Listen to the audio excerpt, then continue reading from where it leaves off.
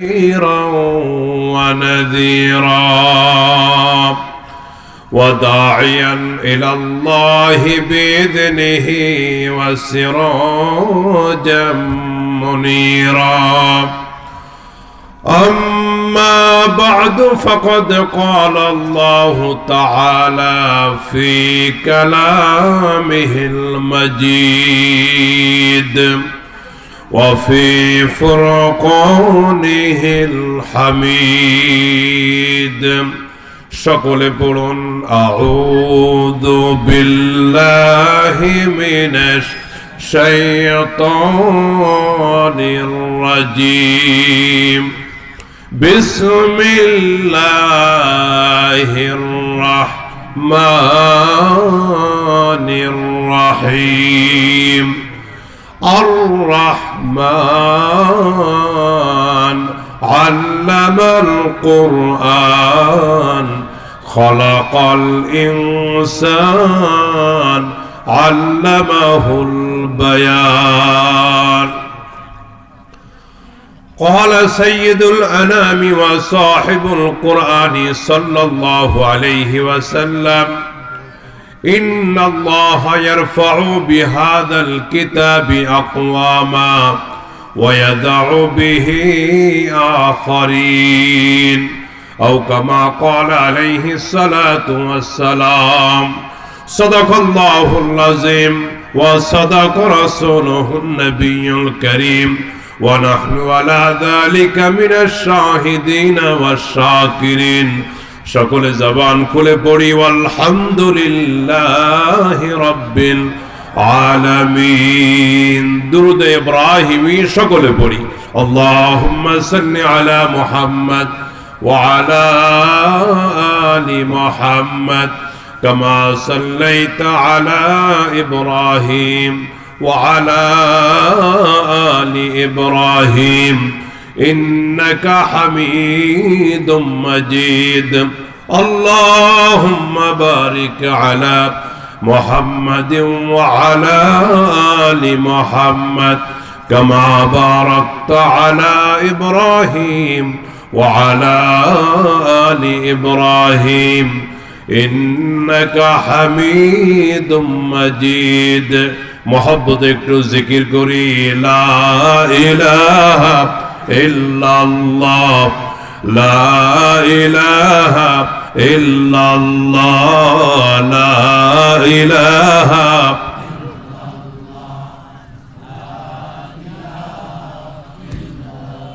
আরো জোরে লা ইলাহা ইল্লাল্লাহ লা ইলাহা ইল্লাল্লাহ লা ইলাহা সুবহানাল্লাহ ওয়ালহামদুলিল্লাহ লা ইলাহা ইল্লাল্লাহ সুবহানাল্লাহ ওয়ালহামদুলিল্লাহ লা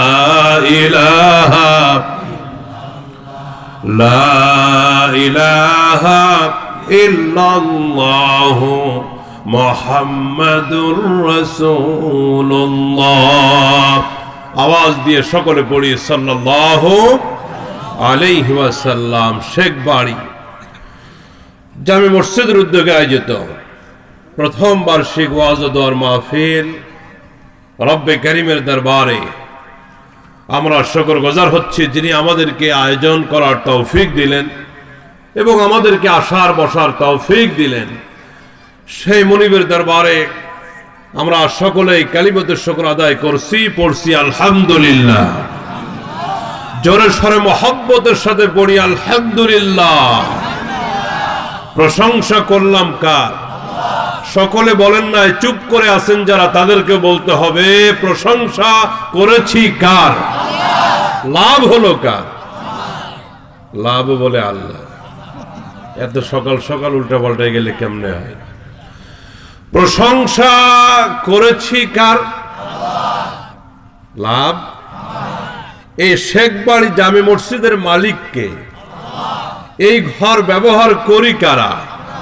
কোরবানি করি কার জন্য? গোশত খাই কারা? প্রশংসা করি কার? লাভবান কারা? আল্লাহু আকবার। এর নাম হলো ঈমান।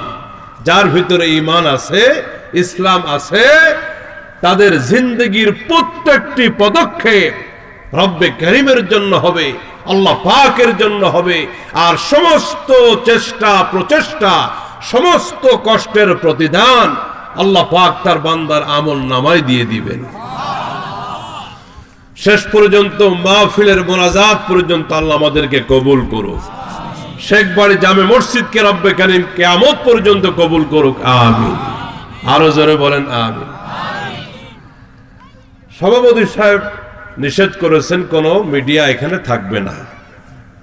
আমাদের সর্বজন শ্রদ্ধেয় ব্যক্তিত্ব সভাপতি সাহেব, এবং হুজুরের মাদ্রাসার মাহফিলেও আমি 3 বার গেছি। কয়বার?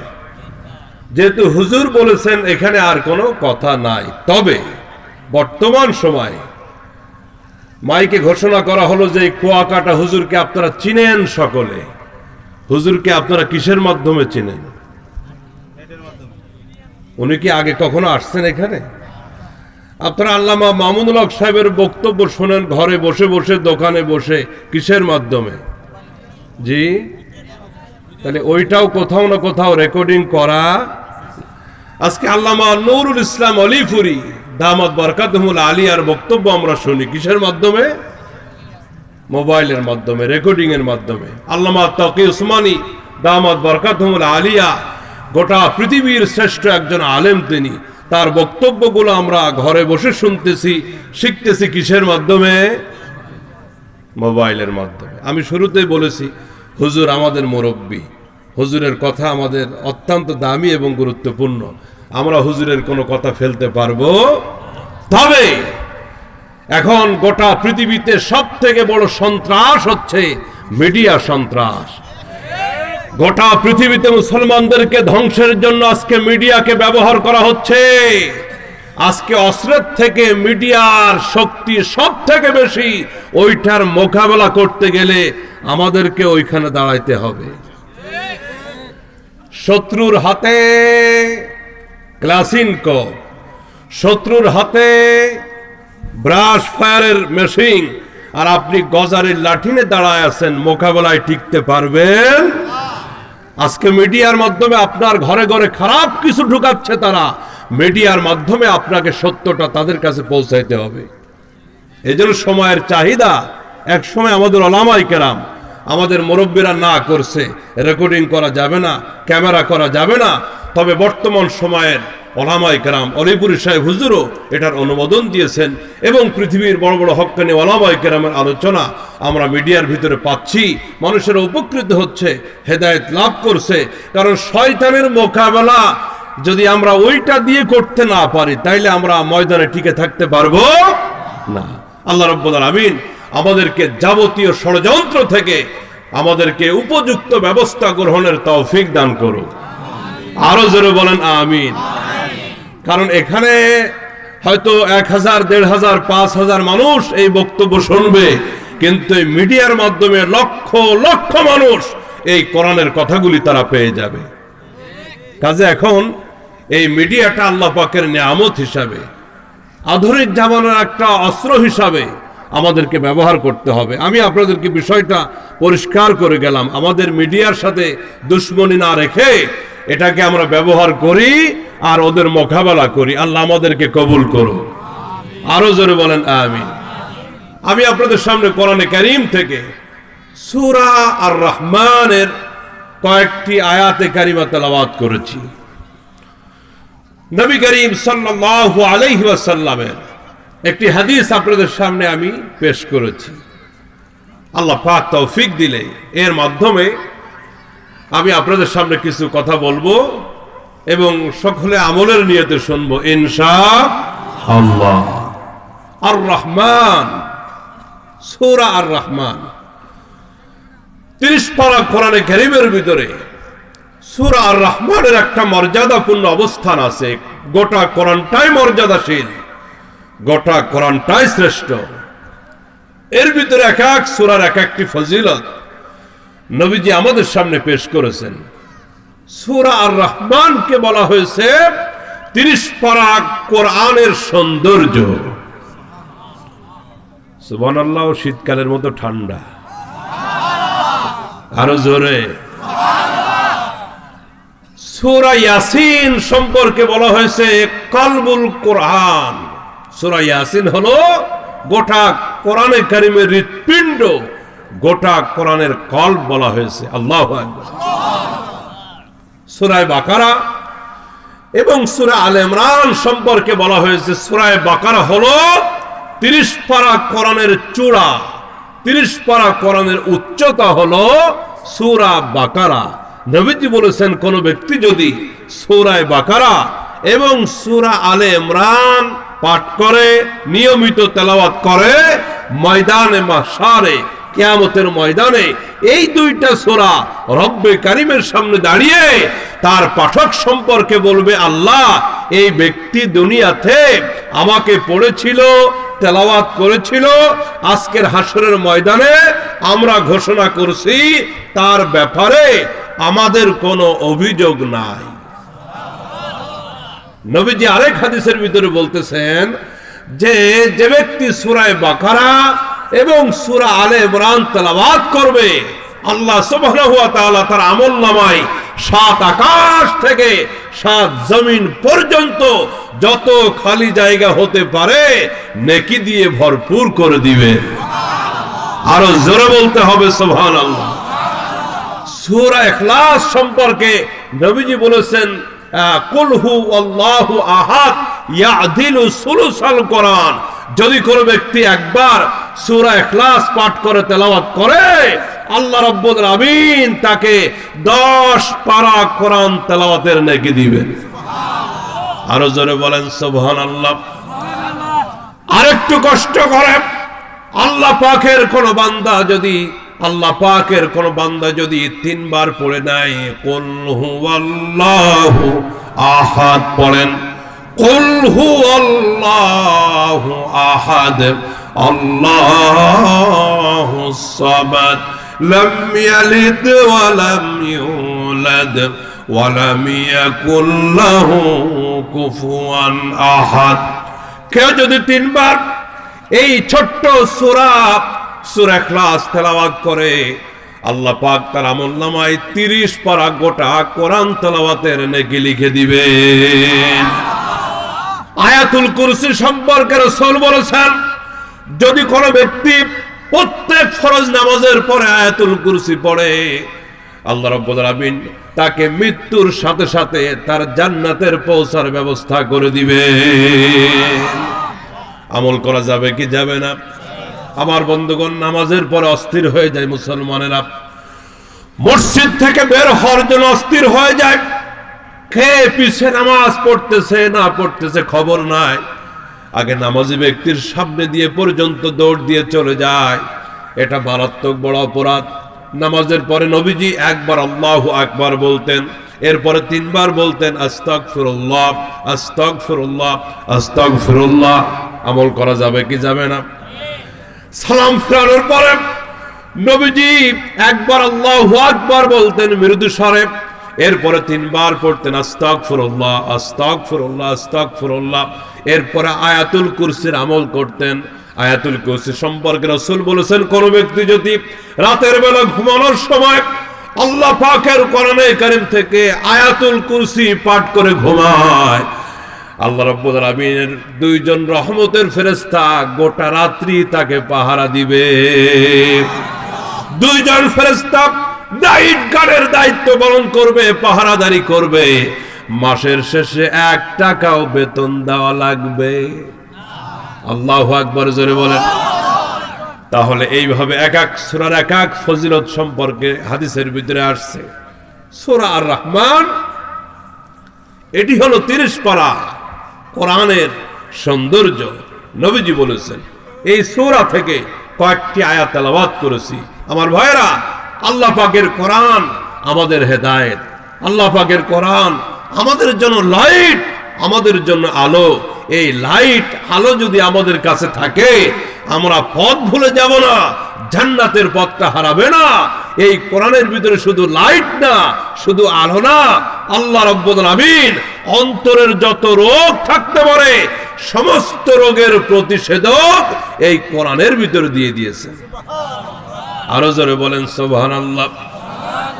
রব্বুল আলামিন বলতেছেন ওয়ানুনাজ্জিলু মিনাল কুরআনি মা হুয়া শিফাউন ওয়া রাহমাতুল লিল মুমিনিন।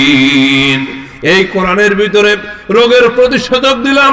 অন্তর অসুস্থ হয়ে আছে, নাফরমানির ভিতরে ডুবে আছো, আমার কোরআনটা অন্তরে জায়গা দাও, আমার কোরআনের বিধান দিয়ে তোমার অন্তর আলোকিত করো। আমার অন্তরে আমার কোরআনের ঔষধ যদি লেগে যায়, অসুস্থতা দূর হয়ে যাবে, মুর্দা দিল জিন্দা হয়ে যাবে, তুমি আল্লাহকে ভালোবাসতে পারবে, তুমি জান্নাতের পথে চলতে পারবে। আল্লাহ পাক ওই কোরআনের নূর দিয়ে, সুস্থতা দিয়ে, ঔষধ দিয়ে আমাদের মুর্দা দিলকে আলোকিত করে দিক। জোরে বলেন আমিন। অসুস্থ দিলগুলি আলোকিত হয়ে যাবে। সুস্থ হয়ে গেলে কেমন হবে? আজ থেকে ১৫০০ বছর আগে সেই মক্কার জাহিলি সমাজে, আরবের জাহিলি সমাজের মানুষদের কাছে আল্লাহ পাকের হাবিবকে আল্লাহ পাক রহমত করে পাঠালেন। ওয়ামা আরসালনাকা ইল্লা রাহমাতাল লিল আলামিন। পড়েন ওয়ামা আরসালনাকা ইল্লা রাহমাতাল লিল আলামিন। রাহমাতাল লিল আলামিন, উম্মতের তুমি আমিন। রাহমাতাল লিল আলামিন, উম্মতের তুমি আমিন। তোমার দানে, তোমার ঋণে, তোমার দানে, তোমার ঋণে পাই যেন মোরা জমিন। রাহমাতাল লিল আলামিন, রাহমাতাল লিল। গোটা পৃথিবীর মানুষের জন্য রহমতের মূর্ত প্রতীক বানিয়ে রব্বুল আলামিন তার হাবিবকে পাঠালেন এই দুনিয়ার বুকে। সেই জাহিলি সমাজের লোকেরা এতটা হিংস্র ছিল, তারা মানুষকে হত্যা করে তার রক্ত পর্যন্ত পান করত। শুধু তাই নয়, মানুষের মাথার খুলি দিয়ে মদ পান করত। বাইতুল্লাহ শরীফকে উলঙ্গ হয়ে, বিবস্ত্র হয়ে, সম্পূর্ণ ল্যাংটা হয়ে পবিত্র কাবা জিয়ারত করত। কাবা শরীফ তারা তাওয়াফ করত। সৎ মাকে বাবার মৃত্যুর পরে তারা বিবাহ করত। এমন কোন পাপ ছিল না, এমন কোন অপরাধ ছিল না যেই সময়ের লোকেরা করত না। চুরি ডাকাতি, হত্যা, ধর্ষণ ছিল নিত্য নৈমিত্তিক ব্যাপার। ওই সমাজের ভিতরে আল্লাহ রাব্বুল আলামিন তার হাবিবকে পাঠায়া হাবিবের কাছে কোরআন নাজিল করে দিলেন আর বলে দিলেন, ক্বাদ জাআকুম মিনাল্লাহি নূরুন ওয়া কিতাবুম মুবিন। একটা আলো এসেছে রবের পক্ষ থেকে, ওই আলোটা হলো 30 পারা কোরআন। আলোটা কি? আরো জোরে বলেন, আলোটা কি? এই আলো কি আমাদের দরকার আছে না নাই? পূর্বদলার মুসলমানদের কাছে আলোটা থাকার দরকার আছে না নাই? আল কোরআনের সৈনিক অভিনয় তো পরাভয়, আল কোরআনের সৈনিক অভিনয় তো পরাভয়। এক আল্লাহর গোলাম আমি, এই তো পরিচয় আমার, এই তো পরিচয়। মারহাবা। আমার ভাইরা, এই কোরআন মানুষকে কোথায় নিয়ে গেল? হযরত ওমর রাদিয়াল্লাহু তাআলা আনহু, তিনি তো মক্কার দুর্ধর্ষ একজন মানুষ ছিলেন। আবু জেহেল, আবু লাহাব, উতবা, শাইবা ওরা ঘোষণা দিয়েছে মুহাম্মদকে হত্যা করতে হবে, মুহাম্মদকে দেখে নিতে হবে। নাউজুবিল্লাহ। আসতে আরো জোরে বলেন। ওরা হুমকি দিল মক্কাতে মুহাম্মদকে রাখা হবে। আচ্ছা, এই হুমকি কি ১৫০০ বছর আগে শেষ নাকি আজও চলতেছে? জোরে বলেন। হুমকি শেষ হয় নাই, হুমকি ধামকি আজও চলতেছে। কেউ হুমকি দিচ্ছে ঘাড় মোটকে দেওয়া হবে, আবার কেউ হুমকি দিচ্ছে আসো খেলা হবে। হুমকি কিন্তু শেষ হয় নাই। এই হুমকি ধামকি চলতে থাকবে কিয়ামত পর্যন্ত, ঠিক কিনা? সম্মানিত ভাইয়েরা আমার, আমরা কারো ঘাটটার মোটকে দিতে চাই না, কথা বলেন ঠিক কিনা? আর আরেকটা কথা বলতে চাই, ঘাড় মোটকে দিলেও কোমরটা যদি সোজা থাকে অন্তত উঠে দাঁড়ানো যায়, কিন্তু জনগণ যদি কোমর মোটকে দেয় তাইলে কিন্তু আর দাঁড়ানোর তৌফিক হবে না, কথা বলতে হবে ঠিক কিনা? সম্মানিত ভাইয়েরা আমার, এখন আবু জেহেল আবু লাহাব উতবা সাইবা ওরা ঘোষণা করেছে যে মুহাম্মদের মাথা আনতে পারবে তাকে 10টা লাল উট দেওয়া হবে। আরবে সেই যুগে 10টা উট মানে এক একটা প্রাডো গাড়ি, পাজেরো গাড়ি, মার্সিডিজ গাড়ি বর্তমান সময়ের লাল উটের এত কদর ছিল তৎকালীন সময়ে। কেউ দাঁড়ায় না, মুহাম্মদের মাথা কাটতে কেউ উঠে না। একটা লোক দাঁড়িয়ে গেছে, বলতেছে আমার হিম্মত আছে, আমি মুহাম্মদের মাথা আনবো। সেই লোকটা ওমর ইবনুল খাত্তাব।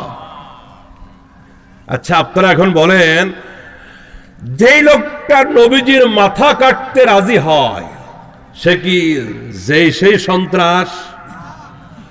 আমি ইসলাম কবুলের আগে হযরত ওমরের অবস্থা বয়ান করতেছি।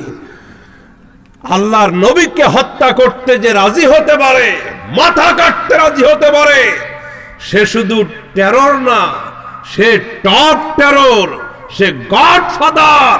কতটা ভয়ঙ্কর দুর্ধর্ষ হলে পরে নবীর মাথা কাটতে রাজি হতে পারে, কথা বলতে হবে ঠিক কি? সেই ওমর যখন এই কোরআন শুনলেন, তার ভিতরে পরিবর্তন আসলো, তিনি ইসলাম কবুল করলেন, তিনি ঈমান আনলেন। আল্লাহু আকবার! তার মর্যাদা কোথায় বেড়ে গেল, এই কোরআন তাকে কোথায় উঠায় দিল।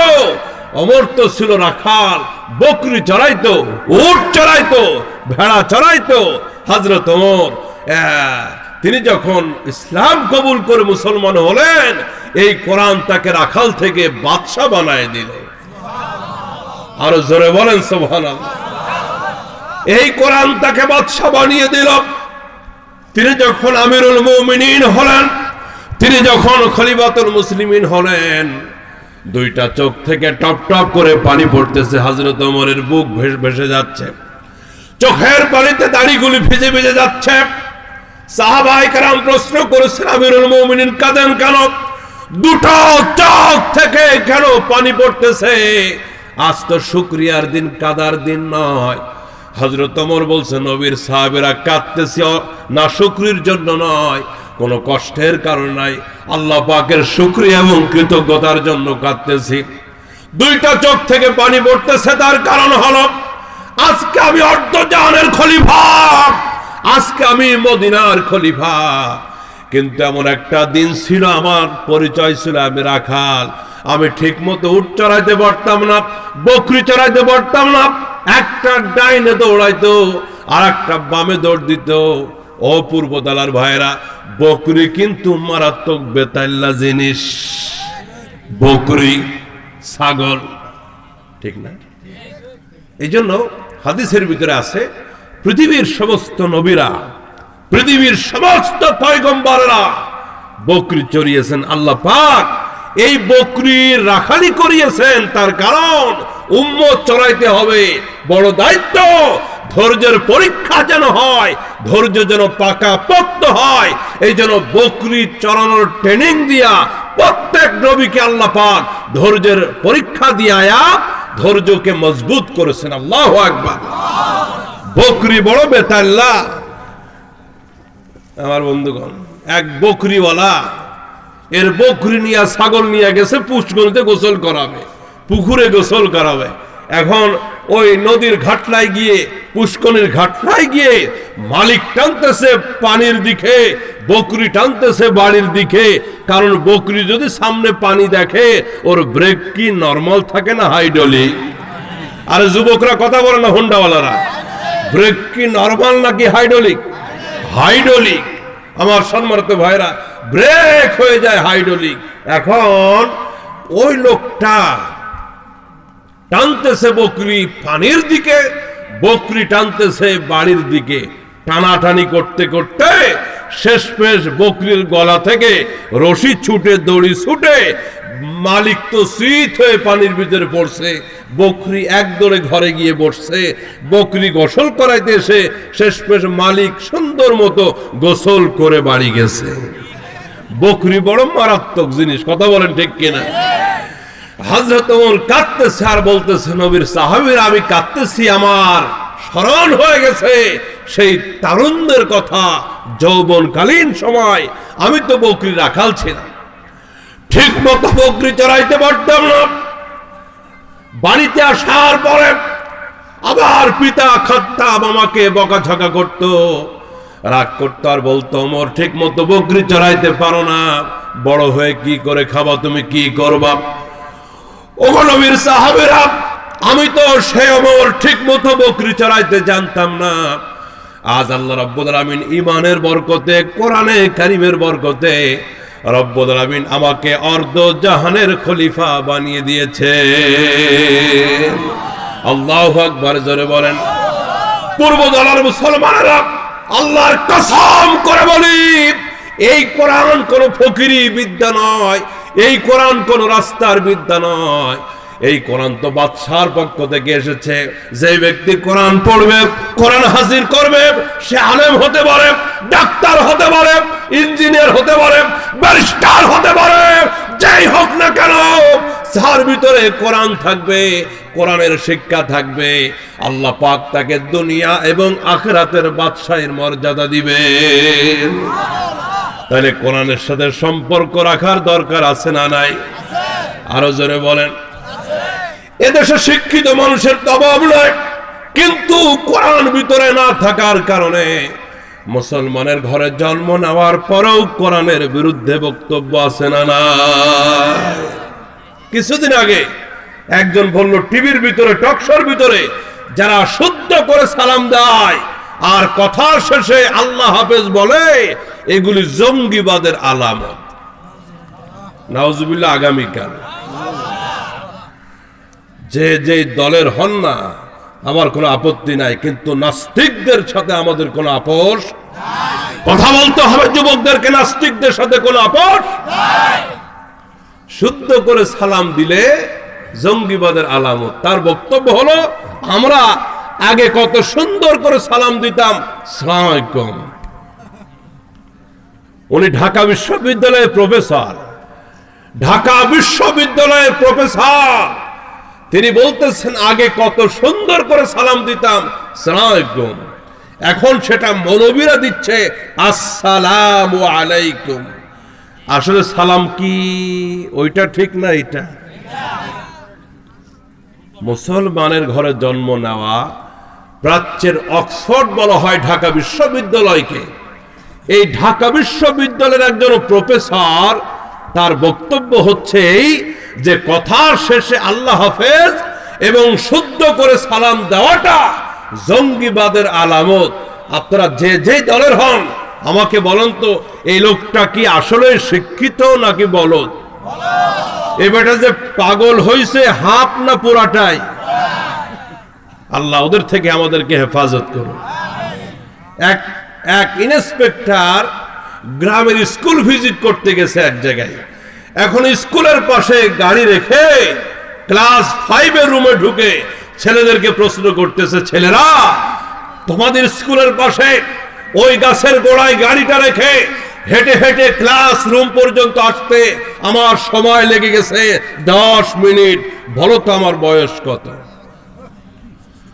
ইন্সপেক্টর সাহেব স্কুলের ক্লাস 5 রুমে এসে ছাত্রদেরকে প্রশ্ন করতেছে, ভালো করে বুঝেন, গাছের গোড়ায় গাড়ি রেখে হেঁটে হেঁটে তোমাদের কাছে আসতে আমার সময় লেগেছে 10 মিনিট, বলো দেখি আমার বয়স কত? ছেলেরা চিন্তায় পড়ে গেছে, কারণ বাপ দাদা 14 গোষ্ঠীর জন্মে এই রকমের অঙ্ক তারা শোনে নাই। লসাগু, গসাগু, যোগ, বিয়োগ, ভাগ, গুণ, অঙ্কের যত সূত্র আছে কোনোভাবেই এই অ্যান্সার মিলানো যায় না। ছেলেরা পারে না। পিছন থেকে একটা ছেলে দাঁড়িয়ে গেছে, দাঁড়িয়ে বলছে, স্যার আমি বের করেছি আপনার বয়স কত। উনি বলতেছেন, আসলে বলো তো কত? ও ছেলেটা বলতেছে আপনার বয়স হয়েছে 40 বছর। আসলে 40 মিলে গেছে। ঝড়ে বগ মরে আর ফকিরের। আরে ওয়াজ কি একা আমি করব নাকি? একটু 50-50 করি না।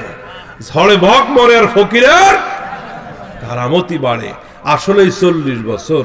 উনি বলতেছেন কেমনে বুঝলে আমার বয়স যে 40? ছেলেটা বলছে দেখেন, আপনি যে কোয়ালিটির প্রশ্ন করেছেন, এই প্রশ্নের গবেষণা করে আমি আপনার বয়সটা এইভাবে বের করেছি। আমাদের বাড়ির পাশে একটা পাগল আছে, মনু পাগলা। ও হলো হাফ পাগল, ওর বয়স 20। তাহলে মনু পাগলা যদি হাফ পাগল হয়, ওর বয়স যদি 20 হয়, আপনি তো পুরাটাই পাগল। বাইর করলাম 20 আর 20। জোরে বলেন 20 আর 20। আজকের সমাজে এই রকমের পাগল দিয়ে ভরে গেছে। আল্লাহ আমাদেরকে ওদের থেকে হেফাজত করুন। ঢাকার আরেকজন পাগল নেতা গত 2 দিন আগে বলছে যে আলেম ওলামা তোমাদের বাপ মা তো পিঠায়া মাদ্রাসায় পাঠাইছে তোমাদেরকে। আমার বাপ আমাদের পিঠাই নাই, তোমরা মাদ্রাসায় গিয়ে পিঠানি খাইয়ে আলিফ বাতা শিখছো, আমরা ঘরে বসে বসে আলিফ বাতা শিখছি। তাহলে আমার থেকে জ্ঞানী কেমনে তোমরা হইলে? আচ্ছা, জ্বর হইলে কি ট্যাবলেট খাওয়া লাগে? আপনার ঘরের ছোট্ট 5-7 বছরের ছেলেটা যদি এ কথা বলে যে ডাক্তাররা 10 বছর 15 বছর প্র্যাকটিস করে লক্ষ লক্ষ টাকা খরচ করে ঔষধের নাম বলতে পারে, এত ঔষধের নাম জানে। আব্বা আমি তো ঘরে বসে বসেই আমার গ্যাস্ট্রিক হলে সেকলো খাই, আমার জ্বর হইলে নাপা খাই, আমার পাতলা পায়খানা হলে ইমোটিল খাই, ফ্লাজিল খাই, তো আমিও তো ঘরে বসে বসে ডাক্তার। ছোট্ট একটা বাচ্চা যদি বলে আমি তো ঘরে বসে বসে ABCD শিখছি, আর তুমি ঢাকা বিশ্ববিদ্যালয় থেকে মাস্টার্স করছো, তা আমার থেকে বড় জ্ঞানী কেমনে হলো? আমিও তো ABCD পারি। কত বড় জাহেল হলে পরে, মূর্খ হলে পরে আলেমদেরকে অমর্যাদা করে এই কথাগুলি বলতে পারে। আচ্ছা, ABCD আর আলিফ বা তাসা শিখার নাম কি আলেম হওয়া? 30 পারা সিনায় কোরআন যাদের, যেই ছেলেটা 30 পারা কোরআন সিনায় রাখতে পারে, তার জন্য তোমাদের ওই ABCD ছাতা মাতা কলিজায় রাখা কঠিন কিছু না। এই কথাগুলি কেন বলে?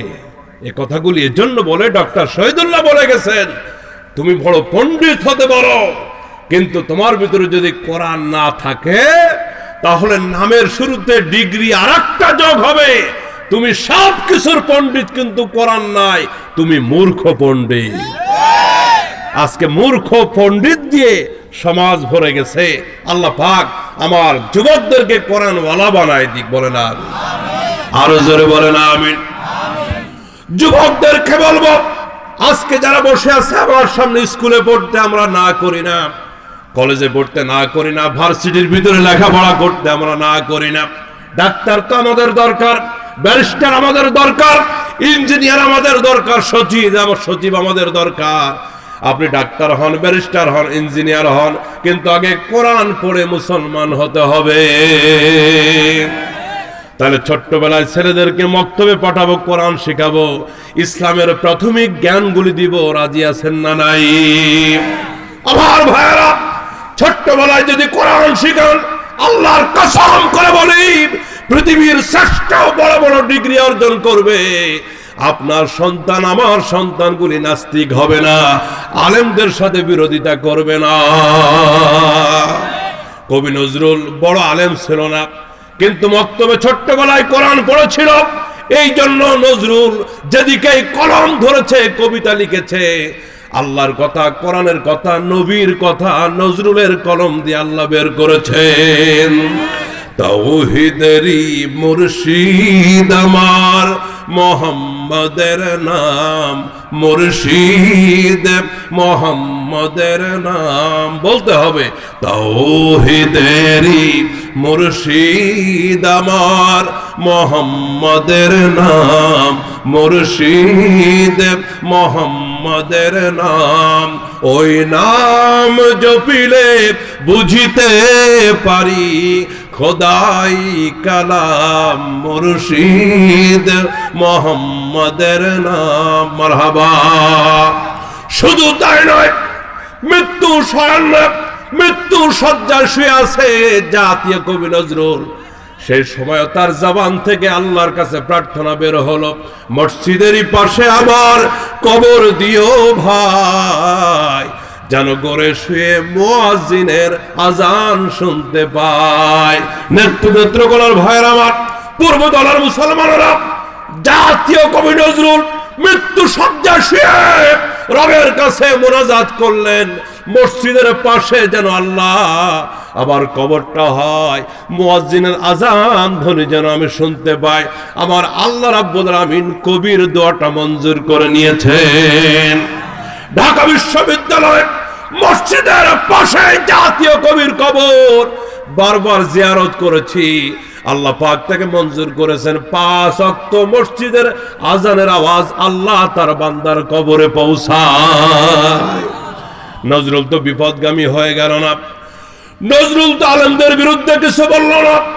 এত বড় সাহিত্যিক হয়েছেন, জাতীয় কবি হয়েছেন, একমাত্র কারণ হলো নজরুলের জবান থেকে কোরআন বের হয়েছে। তার কারণ নজরুল ছোট্টবেলায় মক্তবে কোরআন শিখেছে, মসজিদে আজান দিয়েছে। আল্লাহু আকবার।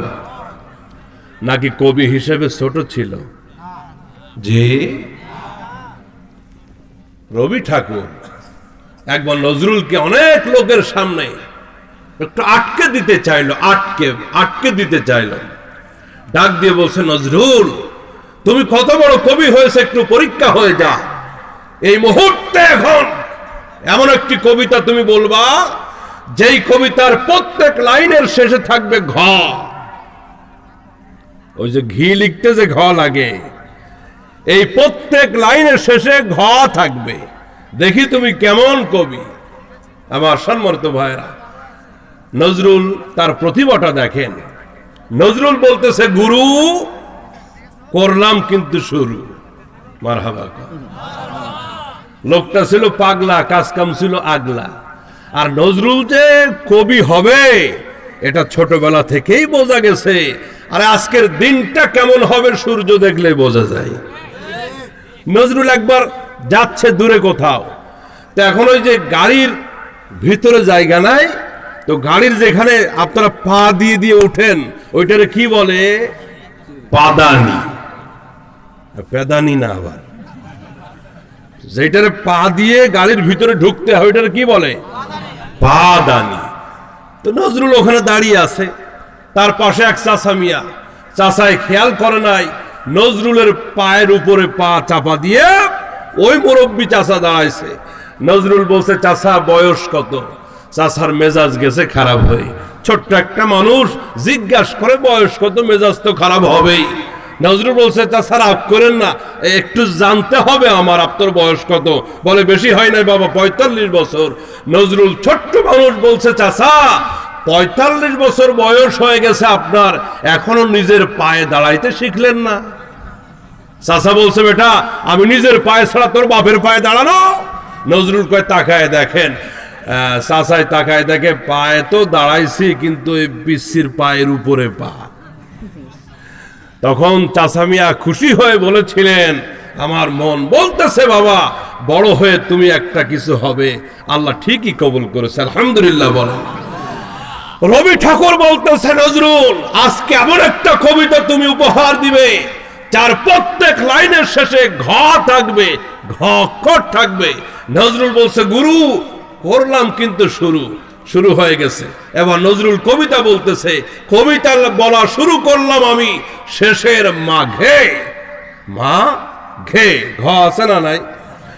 কবিতা বলা শুরু করলাম আমি শেষের মাঘে। মাসটা মাঘ মাস ছিল, আবার শেষের দিকে। কবিতা বলা শুরু করলাম আমি শেষের মাঘে। রাম ছাগলের দাড়ি দেখে কি ভয় পায় বাঘে। রবি ঠাকুর কয়, মাপ চাই দোয়াও চাই, আর লাগবে না। আল্লাহু আকবার। প্রিয় ভাইরা, আমি বোঝাইতে চাইলাম যে ছোট্টবেলায় যদি কোরআনের সাথে সম্পর্কটা আমাদের সন্তানদের হয়, আমার বাচ্চাগুলি ডাক্তার হবে, ইঞ্জিনিয়ার হবে, আমাদের তো ব্যারিস্টার লাগবে, ইঞ্জিনিয়ার দরকার, সচিব দরকার, আমাদের মহিলাদের ডেলিভারির জন্য গাইনি বিভাগেও আমাদের এমবিবিএস ডাক্তার দরকার। মেয়েদের ভিতর থেকে ইসলাম আপনাকে না করে না। ইসলাম বলে তুমি মুসলমান হয়ে জন্ম নিয়েছ, তোমাকে কোরআন শিখতে হবে। ঠিক কিনা জোরে বলে? ছোট্টবেলায় কোরআন শিখলে লাভ হবে কি?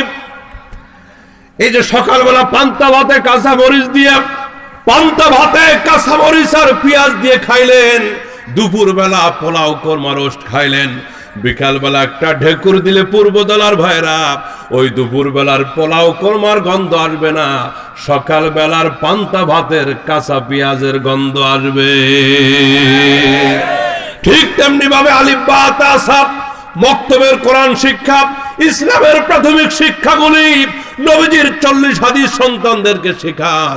আল্লাহর কসম করে বলি, জাপান যাক, জার্মান যাক, আমেরিকা যাক, ইউরোপ যাক, গোটা পৃথিবীর সব ডিগ্রি অর্জন করুক, আপনার ছেলেটা আলেমদেরকে বলবে না ঘাড় মোটকে দিব।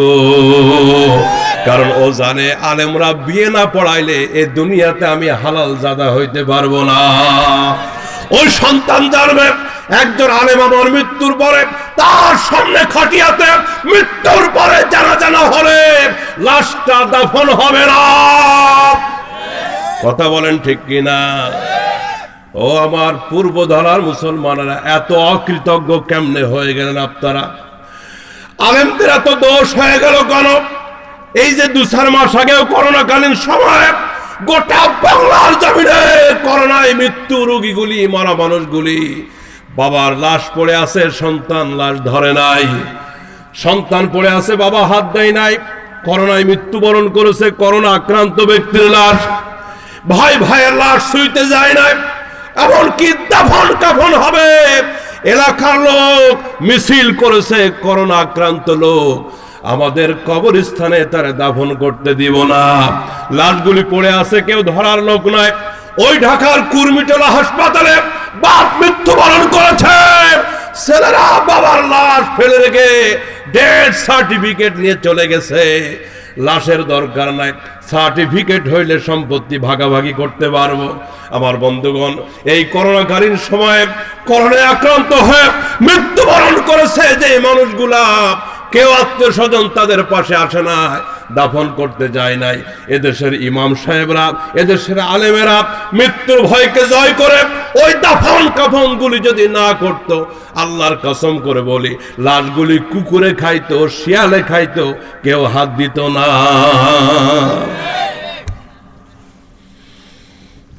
খুব হুঁশিয়ার, সাবধান। আজকে যাদেরকে গালি দেন, এই মানুষগুলি রাতের অন্ধকারে চোখের পানি ছেড়ে আপনাদের জন্য কাঁদে। হাফিজিয়া মাদ্রাসার ছোট্ট ছোট্ট ছেলেগুলি, আপনারা যখন ঘুমায় থাকেন, ওরা তো আজান দিলে ওঠেন, আজানের 1 ঘন্টা আগে ওঠে।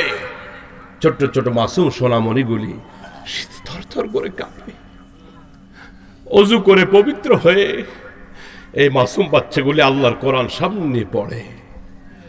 আজ ওই পর্যায়ে পড়তে পড়তে আজকে হুজুর এই পর্যায়ে আসছে, আমি এই পর্যায়ে আসছি। এখানে অনেক আলেমরা বসে আছে যাদের জিন্দেগি শুরু হয়েছে পবিত্রতা দিয়ে। আপনারা কাদের বিরোধিতা করেন? আমি খুব দিল থেকে কথাগুলি বলতেছি। আমার দেশের যুবকরা একদিনে খারাপ হয় নাই, তিলে তিলে তাদেরকে খারাপ বানানো হয়েছে। এদেশের যুবকরা কোন আলেমকে দেখলে তাস খেলতেছে, যুবকেরা এইভাবে চাদরের ভিতরে লুকায় টুকায়, ইমাম সাহেব আসতেছে, হুজুর দেখে ফেলবে। কতটা ভক্ত, কতটা ভালোবাসা আলেমদেরকে বেসেছে আমার দেশের লোকেরা। আজ সেই লোকগুলি বলতেছে ঘাড় মোটকে দেওয়া হবে, আলেমদেরকে দেশ থেকে বের করে দেওয়া হবে। আপনারা এত খারাপ কেন হয়ে গেলেন? একদিনে তো হয় নাই। কে কোন দল করেন আমি জানি না ভাই। সব থেকে বড় কথা হচ্ছে, আমার দল, আমার রাজনীতির জন্য আমার ইমানটা শেষ করে জাহান্নামে চলে যাব না।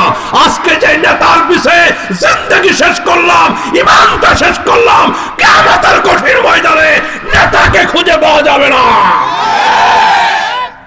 সাবধান, খুব সাবধান। আখিরাতকে নষ্ট করবেন না, আখিরাতকে বরবাদ করবেন না।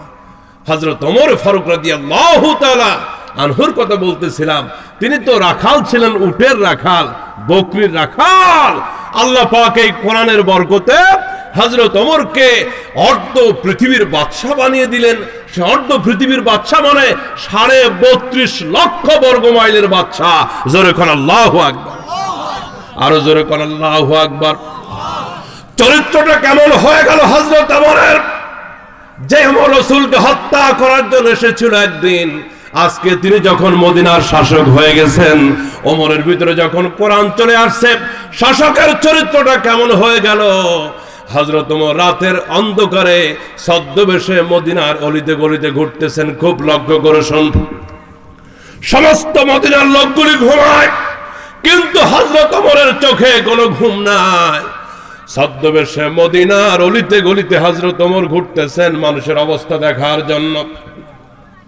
চলতে চলতে মরুভূমির দিকে চলে গেলেন তিনি। রাতের বেলা কোন চোর ডাকাত, কোন দুষ্কৃতী মদিনার বিরুদ্ধে, রাষ্ট্রের বিরুদ্ধে কোন ফন্দি করে কিনা দেখার জন্য অর্ধ জাহানের খলিফা হযরত ওমর হেঁটে হেঁটে চলতেছেন। গোটা মদিনা ঘুমায়, ওমরের চোখে ঘুম নাই। কারণ ওমর জানে, এই মদিনার মানুষ যদি শান্তিতে ঘুমাইতে না পারে, মদিনার মানুষের যদি শান্তির ঘুম না হয়, কিয়ামতের ময়দানে ওমরকে আল্লাহর দরবারে জবাব দিতে হবে। এই কোরআন তার ভিতরে কি তাকওয়া সৃষ্টি করলো, এই কোরআন তার ভিতরে কি অনুভূতি সৃষ্টি করলো। চলতে চলতে হযরত ওমর লক্ষ্য করে দেখলেন মরুভূমির ভিতরে এক খেজুরের বৃক্ষ, খেজুর বাগান। ওই বাগানের ভিতরে টিম টিম করে বাতি জ্বলতেছে, আলো জ্বলতেছে। কৌতূহল বেড়ে গেল মনের ভিতরে, কৌতূহল বেড়ে গেল হযরত ওমরের। এত গভীর রাতে খেজুর বাগানের ভিতরে আলো জ্বলে, বাতি জ্বলে, ব্যাপার কি? হাঁটি হাঁটি পা করে হযরত ওমর বাগানের কাছে চলে গেলেন। লক্ষ্য করলেন একটা তাঁবু দেখা যায়, কুড়ে ঘর। ওই তাঁবুর ভিতর থেকে একজন লোক একবার বের হচ্ছে, একবার ঢুকতেছে। বড় পেরেশান হয়ে গেলেন আমার বন্ধুগণ। লোকটার চেহারার ভিতরে ভয়ের ছাপ, ক্লান্তির ছাপ, পেরেশানির ছাপ। হযরত ওমর কাছে গিয়ে আগে সালাম দিলেন, আসসালামু আলাইকুম। আগে সালাম দিলেন। সালামকে অপেক্ষা করবো নাকি আগে দিব? জোরে বলেন না। আল্লাহ পাকের হাবিব বলতেছেন, আল বাদিউ বিস সালাম বারিউম মিনাল কিবর। যে ব্যক্তি আগে আগে সালাম দিবে, আল্লাহ পাক তার অন্তর থেকে অহংকার দূর করে দিবেন। পূর্বদলের ভাইরা আমার, নেত্রকোনার বন্ধুরা আমার, জেলা তো নেত্রকোনা, অসুবিধা নাই তো আমার সম্মানিত ভাইরা। আসি তো কম বেশি অনেক আসি, আপনারা যেদিকে অনেক আসা যাওয়া আছে। আমার জারিয়া মাদ্রাসায় আসছি 2-3 বার।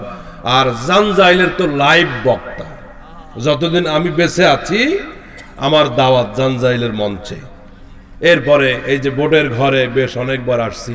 গত বছর একটা মাদ্রাসার মাহফিলে এসেছিলাম পাশেই।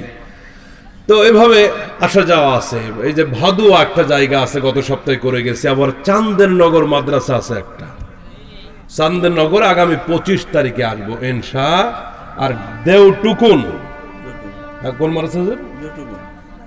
আর একটা মাদ্রাসা আছে যে আগামী 3 তারিখে, হ্যাঁ জামুদ। এই মাদ্রাসা আগামী 3 তারিখে ইনশা। আপনাদেরকে দাওয়াত দিলাম, যাবেন তো ইনশাল্লাহ? আরে ভাই, দাওয়াত পেয়ে বেজানো না খুশি? খুশি। অনেকের চেহারার ভিতরে খুশির কোনো ভাবই নাই।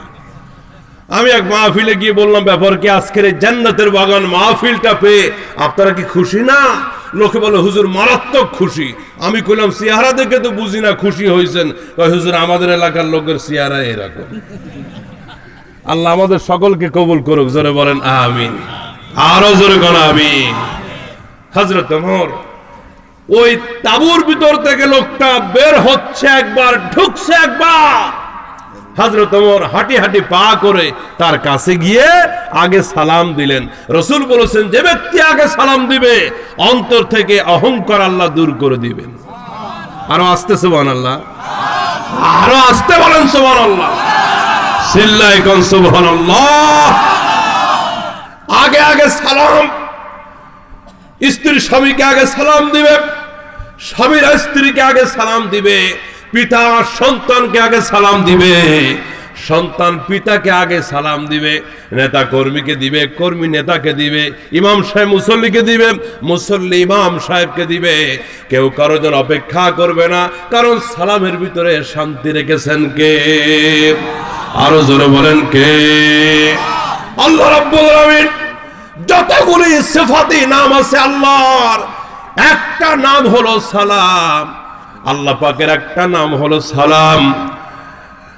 জান্নাতের ভিতরে কোনো নামাজ রোজা থাকবে না, জান্নাতের ভিতরে কোনো মিছিল মিটিং থাকবে না, কোনো ঝগড়া বিবাদ থাকবে না, কিন্তু জান্নাতের ভিতরে সালাম থাকবে। লা ইয়াসমাউনা ফিহা লাগওয়া ওয়ালা তা'সীমা ইল্লা কিলান সালামান সালামা। জান্নাতের ভিতরে সালাম থাকবে, আবার দুরুদের ভিতরে আমরা নবীজিকে সালাম দিই, ঠিক কিনা? কাজে সালামের সাথে সম্পর্ক আমাদের বেশি রাখার দরকার আছে না নাই? সন্তান মাদ্রাসায় যাচ্ছে, ভালো করে শোনো, স্কুলে যাচ্ছে, সন্তান স্কুলে রওনা দিয়েছে, টাটা দিবেন না। আপনি একজন মা, আপনি একজন বাবা, আপনি মিষ্টি সুরে সন্তানকে বলবেন, আব্বু রাস্তাটা ভালো করে দেখে যাবা, পড়াটা ভালো করে করবা, আসসালামু আলাইকুম। পারা যাবে কি যাবে? কিন্তু বড় দুঃখের বিষয় হলো মুসলমানের বেটা স্কুলে রওনা করেছে, আমরা সালাম দিই না, আমরা দিই আব্বু ভালো করে যাও, টাটা। আমরা কি চালু করছি? ভালো করে শুনবেন, সালাম বাদ দিয়ে যারা চালু করবে টাটা, ওদের উপরেই পড়বে শুধু ঠাটা। কারণ ঠাটার ভিতরে অশান্তি, সালামের ভিতরে কি? টাটা। কই পাইছে টাটা? ভারতের গাড়ি কোম্পানি আছে টাটা কোম্পানি, এই কোম্পানির মালিকের নাম হয়েছে রতন টাটা। কি টাটা? রতন টাটা। এই রতন টাটা আসছে মুসলমানের ঘরে। আজ থেকে টাটার সাথে আমাদের কোনো সম্পর্ক? আমাদের সম্পর্ক কিসের সাথে? আরো জোরে বলেন, সালামের সাথে। একদিন সন্তানকে সালাম দেন, স্কুলে যাইতে গিয়ে সালাম দিচ্ছেন, স্কুল থেকে ছেলেটা ঘরে আসছে, বাড়িতে প্রবেশ করতেছে, আপনি মা হন বাবা হন সালাম দেন, পরের দিন আবার সন্তানকে সালাম দেন, স্কুলতে আসার সময় আবার সালাম দেন। একদিন সালাম, 2 দিন সালাম, 3 দিন আপনি আগে দিয়েছেন, ভালো করে শুনবেন। চতুর্থ দিন সন্তান চিন্তা করবে, বাচ্চা চিন্তা করবে, প্রতিদিন স্কুলে যাওয়ার সময়, স্কুল থেকে আসার সময় মা আমাকে সালাম দেয়, আব্বা আমাকে সালাম দেয়। আজকে আব্বা আম্মা আগে সালাম দেওয়ার আগে আমি আমার আব্বা আম্মাকে আগে সালাম দিয়ে দিব। স্বামী স্ত্রীর ভিতরে অনেকের মিল মহব্বত কম। আমাদের কাছে তাবিজ দিতে আসে, বলে হুজুর বউ কথা শোনে না, একটা তাবিজ দেন। আমি বললাম তোমার বউকে যদি তাবিজ পড়া দেওয়া লাগে, তোমার শুধু তাবিজে কাজ হবে না, ইট পড়া লাগবে তোমার। কারণ বউ যে কথা শোনে না, এটা তোমার কারণে, তুমি কথা শোনানোর পরিবেশ করতে। বউ কথা শুনবে কেমন? বাড়িতে গেলে তো সালামের কোন আমল নাই, শান্তির কোন আমল নাই। নবীজি এক দস্তরখানে খেয়েছেন সুন্নাত মোতাবেক, তোমার তো দস্তরখান নাই, নবীজির মহব্বত সুন্নাত ঘরের ভিতরে নাই। কথা বলেন ঠিক কিনা? বাড়িতে গেলে স্ত্রীকে সালাম দিবেন। পূর্বদলার ভাইরা, যুবকরা যারা বিয়ে করেছো, একটা তাবিজও লাগবে না। বাড়িতে গিয়ে বেগম দরজা খোলার সঙ্গে সঙ্গে আগে সালাম দিবা, আসসালামু আলাইকুম। এরপরে আদর করে বলবা, আসো কেমন আব্দুল্লাহর মা। আব্দুল্লাহ এখনো হোক আর না হোক, আব্দুল্লাহ কইলে কোনো অসুবিধা আছে? নবীজি হযরত আয়েশা সিদ্দিকাকে হুমায়রা বলে ডাকতেন আদর করে। হুমায়রা মানে লাল সুন্দরী। আল্লাহু আকবার। নবী শুধু রাষ্ট্র পরিচালনা করেন না, নবীজি শুধু মসজিদে নববীর ইমাম ছিলেন না, নবীজি শুধু যুদ্ধের ময়দানের সেনাপতি ছিলেন না, পারিবারিক জীবনে আল্লাহর নবী একজন আদর্শ স্বামীও ছিলেন। লাকাদ কানা লাকুম ফি রাসূলিল্লাহি উসওয়াতুন হাসানাহ। মারহাবা, জোরে বলেন। মুহাম্মদ মুস্তাফা আমার উসওয়ায়ে হাসানা। রাতেরও আধারে যেন চাঁদ মধু জোছনা, রাতেরও আধারে যেন চাঁদ মধু জোছনা। হযরত আয়েশা সিদ্দিকা বলেন, রাসূল বাইরে থেকে আসতেছেন, আমরা লুকিয়ে থাকতাম দরজার আড়ালে, গাছের আড়ালে লুকিয়ে থাকতাম, নবীজিকে আগে সালাম দিব। আম্মাজান হযরত আয়েশা বলতেছেন, না, কখনো আমরা রাসূলকে আগে সালাম দিতে পারি নাই, আমরা দিব পজিশন নিয়ে আসি। এর ভিতরে আমরা সালাম দেওয়ার আগে কোন ফাঁকি জানে রাহমাতুল লিল আলামিন আগে আমাদেরকে সালাম দিয়ে দিতেন। আল্লাহু আকবার, জোরে বলেন। এই আমলটা আমরা কি আজকে ঘরে গিয়ে চালু করতে পারবো? ওয়াজ কিন্তু সব ঘরে যাবে না, সব ওয়াজ মনে থাকবেও না। আজকের এই শেখ বাড়ি জামে মসজিদের এই মাহফিল থেকে একটা দুইটা আমল বাড়িতে নিয়ে যান, সারা জিন্দেগি করেন, মাহফিলটা কামিয়াব হবে ইনশাআল্লাহ। বেগমরে সালাম দেওয়া যাবে? নবী তার বেগমকে সালাম দিতেন। আপনি কে? অনেকে মনে মনে ভাবছে, হুজুর 25 বছর হলো বিয়ে করছি, আজও এই আকামটা করি না। 25 বছর ঘর করছেন, আজ বেগমকে একটা সালাম দেন নাই। আপনি আসছেন তাবিজ নিতে ইমাম সাহেবের কাছে। তাবিজে শান্তি হবে? শান্তির কাজ করতে হবে। শোনেন, নবীজির অভ্যাস ছিল স্ত্রীদেরকে আগে সালাম দেওয়া, এরপরে মুস্কি হেসে স্ত্রীদেরকে প্রশ্ন করতেন কেমন আছো। আর আমরা করি সালাম তো দূরের কথা, দরজা খুলতে একটু দেরি যদি হয় আর বেগম সাহেব যদি সামনে আসে, আচ্ছা ইনশাআল্লাহ, বেগম সাহেবের সামনে আসছে, সালাম তো দূরের কথা, দরজা খুলতে দেরি হয়েছে, এত দেরি কেন? বেগমও চিন্তা করে, আল্লাহ গজব নাজিল হয়েছে, আজ আর শান্তি হবে। খবরদার, খবরদার। হযরত আয়েশা বলেন, আমি দুধ পান করে, পানি পান করে গ্লাসটা রাখতাম, রাসূল আমাদেরকে কত ভালোবাসতেন। বিশ্বনবী বিবিকে খুশি করার জন্য, স্ত্রীকে খুশি করার জন্য আল্লাহর নবী। হযরত আয়েশা বলেন, যে জায়গায় ঠোক লাগায়া মুখ লাগায়া আমি পানি পান করেছি, রাহমাতুল লিল আলামিন ওই জায়গায় ঠোঁট লাগায়া তিনিও পানি পান করতেন। কি রোমান্টিক স্বামী আমার নবী! আল্লাহু আকবার, জোরে বলেন। আরে পারিবারিক জীবনটা তো মধুময় হওয়া লাগবে, কারণ পারিবারিক শান্তি হলো আল্লাহ পাকের জান্নাতের নিয়ামত।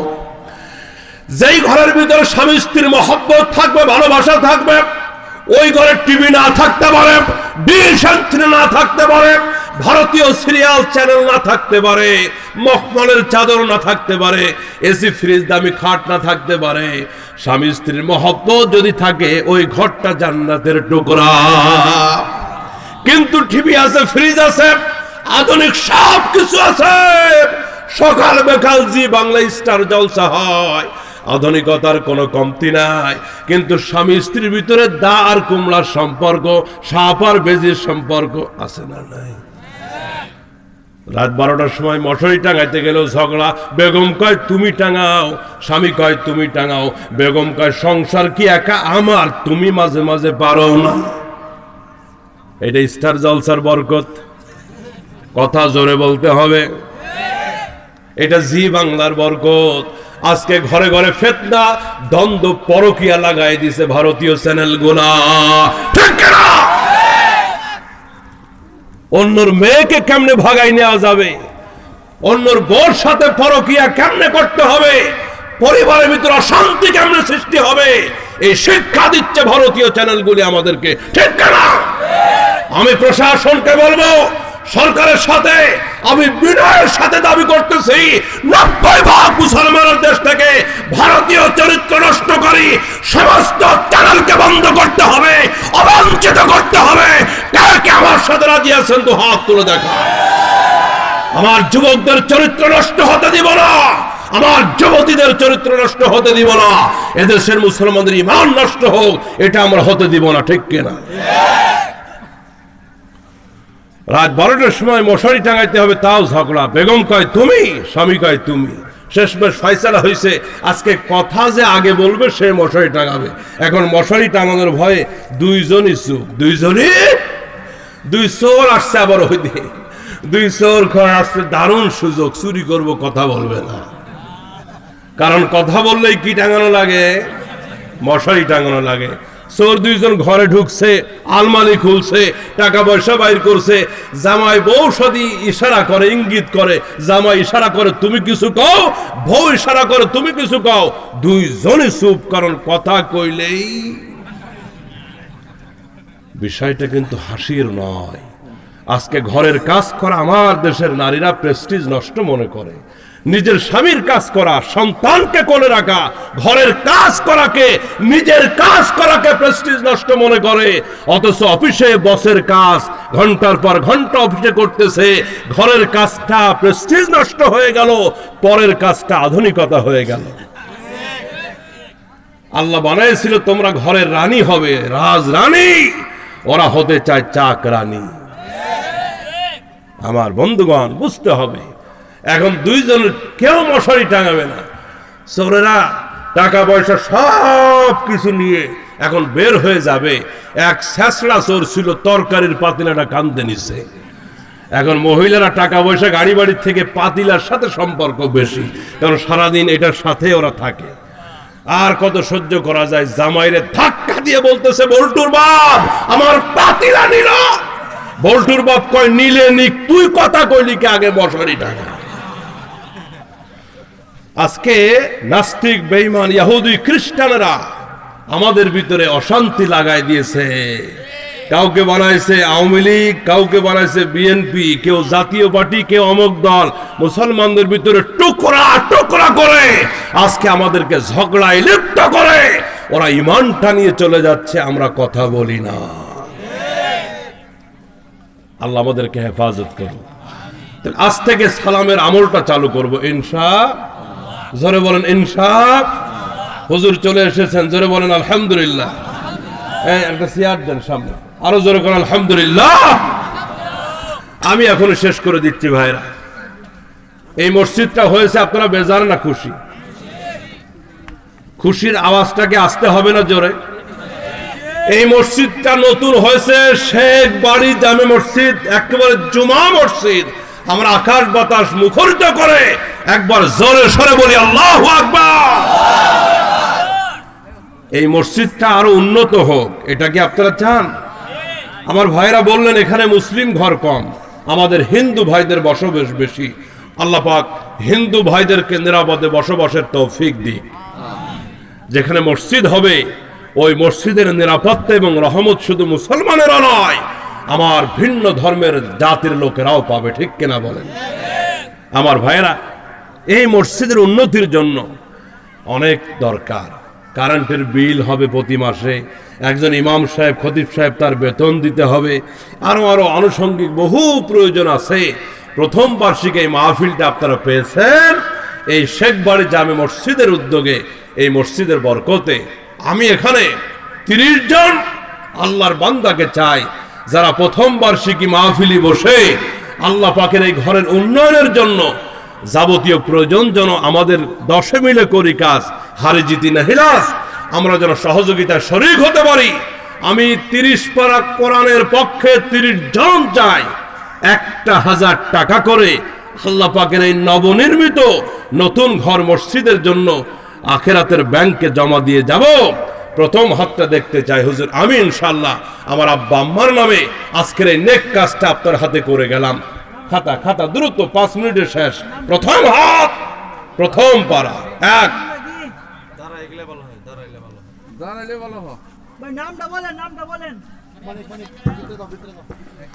শুধু নাম হবে না, মোবাইল নাম্বার সহ যোগাযোগের জন্য একটু আপনি কষ্ট করে ভিতরে চলে যান। মাশাআল্লাহ, হাতগুলি দিয়ে দেন একটু। ভাই কি নাম? সোহেল। 1000 টাকা আল্লাহ কবুল করুক, জোরে বলেন আমিন।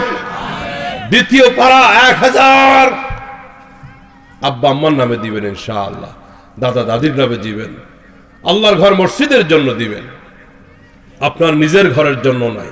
দ্বিতীয় হকটা কে? আমি 10,000 থেকে শুরু করি নাই, আমি 5,000 দিয়ে শুরু করি নাই, আমি 2,000 টাকাও বলি নাই। যারা দিতে পারেন শুকরিয়া দান যে একটা মসজিদ হয়েছে, আল্লাহ তোমার পবিত্র ঘর, 1000 বলেছি। দ্বিতীয় হাতটা হাত দেখান, হাত দেখান। দ্বিতীয় হাত 1000, 1000 টাকার দ্বিতীয় হাত। 50,000 দিয়ে শুরু করব কিন্তু।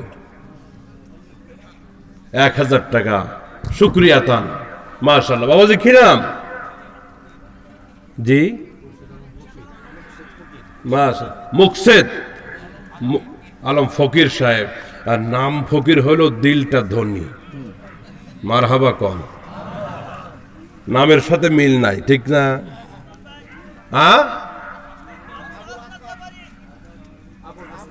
আবুল হাসনাত ব্যাপারী সাহেব 1000 টাকা। আল্লাহ কবুল করুক, জোরে বলেন আমিন। মাশাআল্লাহ, 3 জন হয়ে গেছে, 3 জন 4, 1000 টাকা। আসমানি কিতাব 104 খানা, প্রধান 4, প্রধান নবী 4 জন, প্রধান ফেরেশতা 4 জন, প্রধান খলিফা 4 জন। 4 নম্বর 1000 টাকা। আল্লাহ তোমার ঘরের জন্য। কে কে কার হাতটা? আল্লাহ কবুল করো, মঞ্জুর করো, জানে বলে বরকত দাও। মাশাআল্লাহ। ভাই কি নাম? জি ভাই, সুজাত সরকার ভাই। আল্লাহ পাক কবুল ও মঞ্জুর করুক। আল্লাহ পাক আখিরাতের সরকার বানায় দিক, জোরে কোন। মাশাআল্লাহ, জনাব খুরশেদ ফকির সাহেব 1000 টাকা। আল্লাহ আখিরাতের বাদশা বানায় দাও। অনেকে টাকাও দেয় না, আমিনটাও কয় না। আরো জোরে কোন। আরে ভাই, আমিন যদি আপনি বলেন, দোয়াটা আপনার পক্ষে আল্লাহ কবুল করতে পারে কিনা? ওই যে বিয়ে বাড়িতে মেহেন্দি বাটে, মেহেন্দি মেহেন্দি, বলেন তো, যে বোর জন্য মেহেন্দি বাটা হয়, হাত কি বউয়েরটা আগে লাল হয় না যে বাটে? যে বাটে তার হাত লাল। তাহলে খুরশে আর আরেকজন তিনি দিলেন 5 নম্বর 6। মাশাআল্লাহ, জনাব আশরাফ সাহেব। আশরাফ সাহেব 1000 টাকা 6 নম্বরে। আল্লাহ কবুল করুক, জোরে বলেন আমিন। 7, 1000 টাকা 7। জাহান্নামও 7টা। 1000 টাকা দিয়ে 7 জাহান্নাম থেকে আপনিও বাঁচেন, আমগরও বাঁচান ইনশাআল্লাহ। নিয়ত করে দেন, আল্লাহ আপনাকে, আপনার পরিবার বংশধরদেরকে জাহান্নাম থেকে হেফাজত করুক। নিয়ত করে হাত তুলবেন ইনশাআল্লাহ। কিয়ামতে কোন সিরা আল্লাহ পার করে দেই। 7 নম্বর 1000। দ্রুত 7 কে? মাশাআল্লাহ, জনাব আব্দুল গনি তালুকদার। আল্লাহ ওসমান গনির মতো কবুল করো। আল্লাহ আমিন। আস্তে কারা করা খায় তুমি একটু দেখো আল্লাহ। আবার গন আমিন। মাশাআল্লাহ। এই কয়জন হলো? 7 জন হয়ে গেছে। জান্নাত কয়টা? টাকা দেওয়ার ভয়তে কয় না, জান্নাত কয়টা? 8 নম্বরে 1000 টাকা। আল্লাহ জান্নাতের মালিক বানায়। 8 নম্বরে 1000। জান্নাতের সংখ্যা 8। 8 নম্বরে 1000। 1000। আমি কিছু যুবকদের হাত চাই আজকে শেখ বাড়ি নতুন মসজিদের জন্য। মাশাআল্লাহ। কি নাম ভাই? ফয়সাল 1000 টাকা। একটা তাকবীর ধ্বনি হবে, গলাটা ক্লিয়ার করেন। একটু পিকআপ দিয়ে জোরে মারেন। জজবার সাথে একটা তাকবীর। রাজি আছেন তো? জজবা বুঝেন তো? আবার প্যাস লাগায় না, জজবা বুঝেন? কুমিল্লার এক মাহফিলে গিয়ে মাত্র বলতে দেরি হয়েছে, ফেরাউন দাবি করেছিল আনা রাব্বুকুমুল আলা, আমি সব থেকে বড় খোদা। বলতে দেরি হয়েছে, এক চাচা লাভ দিয়ে দাঁড়ায়, কয় ও কই? মারহাবা, জোরে কর। এর নাম জজবা। রেডি ইনশাআল্লাহ? লিল্লাহে তাকবীর, আল্লাহু আকবার। দিন ইসলাম, দিন ইসলাম, জিন্দাবাদ জিন্দাবাদ। কোরআন সুন্নাহর আলো, লিল্লাহে তাকবীর, আল্লাহু আকবার। 1000 টাকা, 1000 টাকা। আবার প্যাস লাগছে। একদল কইছে জিন্দাবাদ, আর একদল মারহাবা, আর একদল বেশি চালা। কোনটাকে ধরা খায়, চুপ থাকাই ভালো। বলবেন কবুল হোক, কবুল হোক। 1000 টাকা, 1000 টাকা। সিবা দেখে কইছে না হোক, না হোক। আল্লাহ কবুল করুক, জোরে কোন আমিন। 8 হয়েছে নাকি? কই ও ফয়সাল 8 নম্বরে, মাশাআল্লাহ। তাহলে 8-এর পরে কত? 9। করবেন না ভয়, ইসলামের অবশ্যই হবে জয় ইনশাআল্লাহ। বলেন 9 নম্বরে 1000 টাকাকে হজের সব থেকে গুরুত্বপূর্ণ ডেট হলো ইয়াউমে আরাফা, জিলহজের 9 তারিখ। কে আছেন হজের নিয়তে একটা হাত তুলবেন, 1000 টাকা। আল্লাহ আপনাকে কবুল করুক। আপনারা একটা আমিন বলেন ইনশাআল্লাহ। আমরা আল্লাহর ঘরের জন্য চাচ্ছি, কোনো ব্যক্তি প্রয়োজনে নয়। কে আছেন হুজুর আমি ইনশাআল্লাহ আমার দরদি মায়ের জন্য 1000 টাকা দিব ইনশাআল্লাহ। মা অসুস্থ আছে অথবা দাদা দাদি কবরবাসী হয়ে গেছে, নয় 1000 টাকা। যুবকদেরকে চাচ্ছি, 1 মাসের মোবাইলের ফেসবুক আর এমবি খরচ কমায় টাকাটা আল্লাহর ঘরে দিবে কে? 9 নম্বরে দ্রুত দ্রুত। আল্লাহ তুমি আরো কিছু হাত, হ্যাঁ কি নাম? হেলাল ভাই 1000 টাকা আল্লাহ কবুল করুক। জোরে বলেন আমিন, আরো জোরে বলেন আমিন। হয়ে গেছে 9। 10 আশারায়ে মুবাশশারা, নবীর জান্নাতের সুসংবাদ প্রাপ্ত দুনিয়ায় থাকতে সাহাবী 10 জন। আল্লাহ তুমি কবুল করো। 10 নম্বর 1000, 10 জন জান্নাতি সাহাবীর লিস্টের পাশে আপনার নামটা থাকবে ইনশাআল্লাহ। ওসিলা হতে পারে, নিয়ত করেন। কে? 10 নম্বরে 1000। দ্রুত হুজুর চলে আসছেন, ওনাকে বসিয়ে রেখে আমার কথা বলা একেবারে উচিত হচ্ছে না, তবুও মসজিদের জন্য কে আছেন? 10 আল্লাহ মঞ্জুর করো, সাহাবীদের সাথে আমাদের হাসর নসিব করো। জোরে বলেন আমিন। কে আছেন হুজুর আমি ইনশাআল্লাহ আমার আল্লাহর ঘরে বিদ্যুৎ বিল হিসাবে আমি 1000 টাকা দিলাম। কে আছেন? আমার ঘরে কারেন্ট আছে, বিদ্যুৎ আছে, আল্লাহর পবিত্র ঘরে প্রতি মাসে মাসে কষ্ট পাবে, আমি 1000 টাকা দিলাম। কে আছে? 10 একজন 1000 টাকা। 10 নম্বরে কে? একটা লোক পাবো না? 1000। মোহাম্মদ মোস্তফা সাল্লে আলা, তুমি বাদশাহ বাদশাহ কমলিওয়ালা। মুস্তফা ভাই, হ্যাঁ 1000 টাকা। আল্লাহ মুস্তফা ভাইকে কবুল করো। আরো জোরে বলেন আমিন।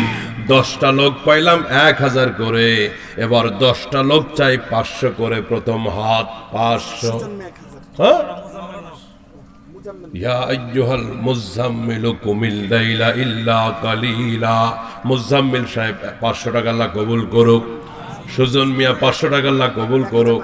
হ্যাঁ 1000 আবার প্যাস লাগছে। 1000 11 জন হয়ে গেছে। জোড়া না বানাইলে তো আমি যাইতে পারি না। সুজন ভাই কত? 1000 টাকা। আমি চাইছিলাম 10 পর্যন্ত, 1000 থাক, প্যাস লাগিয়ে গেছে। হ্যাঁ এখন 11 জন হয়ে গেছে। ইউসুফ আলাইহিস সালামরা মোট 12 জন ছিলেন। 11 ভাই 1912 জন। আর একটা হাত আপনাদের মিলাই দেওয়া লাগবে। 1000। 500 টাকা মার নামে, 500 টাকা আব্বার নামে।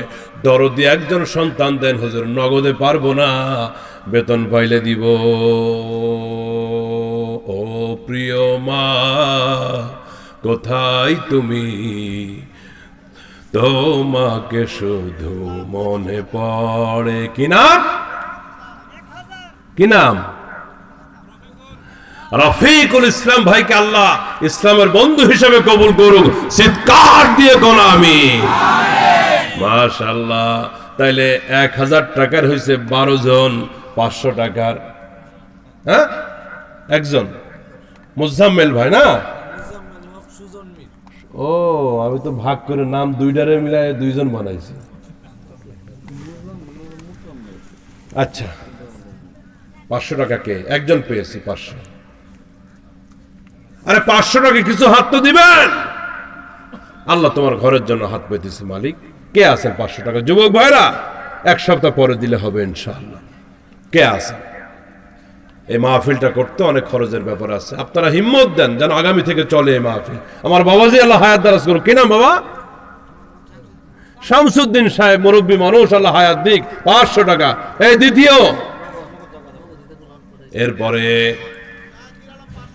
জাহাঙ্গীর আলম সাহেব 500 টাকা, আল্লাহ কবুল করুক, জোরে বলেন আমিন। 500 কয়জন হলো? 3 জন না 2 জন? 2 জন। 500 2 জন 3। দ্রুত 10টা লোক 500 দিলে আর কিছু বলবো না, বাকি টাকা কুয়াকাটা হুজুরের হাতে দিবেন ইনশাআল্লাহ। 3 500 টাকা, 500 টাকা।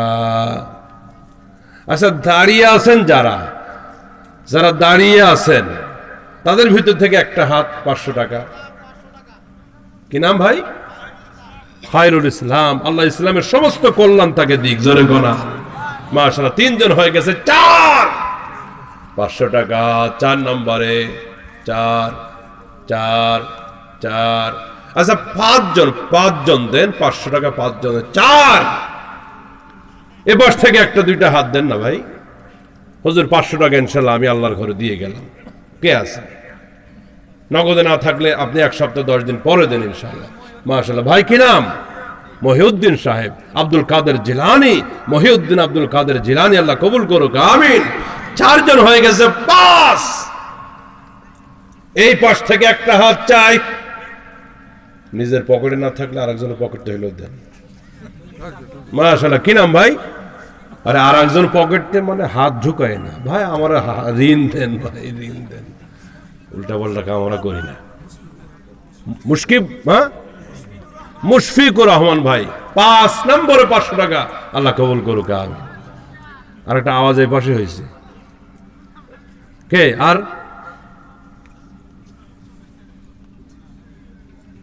আর কেউ আছে? রাসেল মিয়া 500 টাকা। 6 জন হয়ে গেছে, আলহামদুলিল্লাহ, জোরে বলেন। 7 8 9 10 আর 4টা হাত পেয়ে যাবো ইনশাআল্লাহ। একজন দিবেন বিএনপির, একজন আওয়ামী লীগ, একজন জাতীয় পার্টি, আর একজন দলনা ফলনা, কোনোটা নাই যে।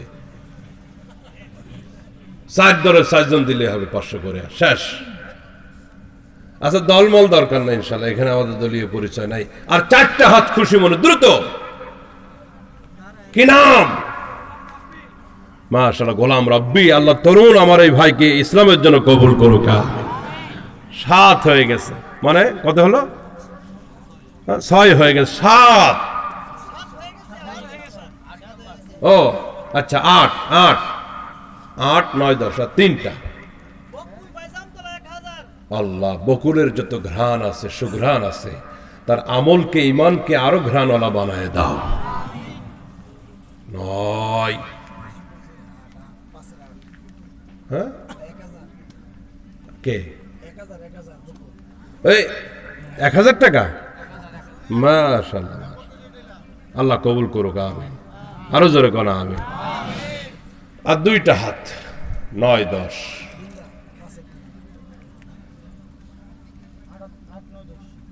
আর 3টা না? আচ্ছা, 8 9 10 আর 3টা হাত হয়ে যাবে ইনশাআল্লাহ। 3 জন।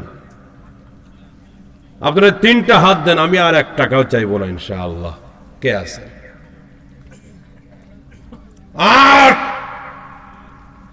500 টাকা।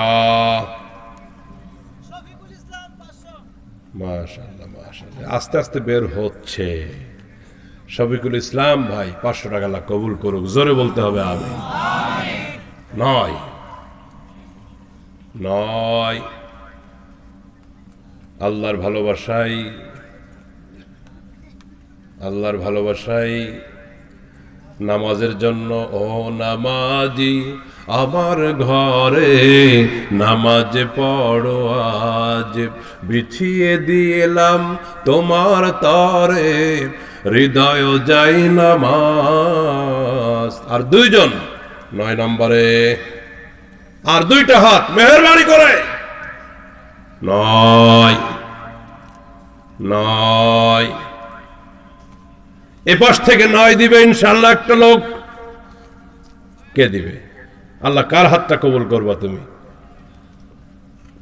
আপনার হাতে টাকা আসলে দিবেন ইনশাআল্লাহ। 10 দিন 15 দিন সময় দিলাম, বাস নামটা দিয়ে যান। মাশাআল্লাহ, কি নাম ভাই? জি, মাসউদ রহমান ভাই, আল্লাহ কবুল করুক, আমিন। 10 এ পাশ থেকে একটা হাত শেষ। 10।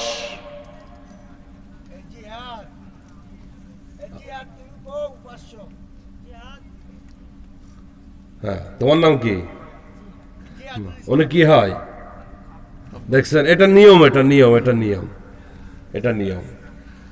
তাহলে এই পোলা বড় হয়ে বলবে না যে আব্বা আবার পিটায় কইছিল টাকা দে। এগুলো শিখাইতে হয় ভালো ভালো কাজ।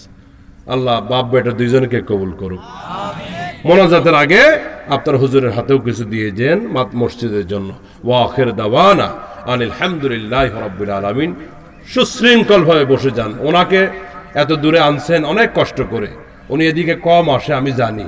যারা আসছেন বসে যান, নিরাপত্তার সাথে আল্লাহ কবুল করুক। আসসালামু আলাইকুম ওয়া রাহমাতুল্লাহ।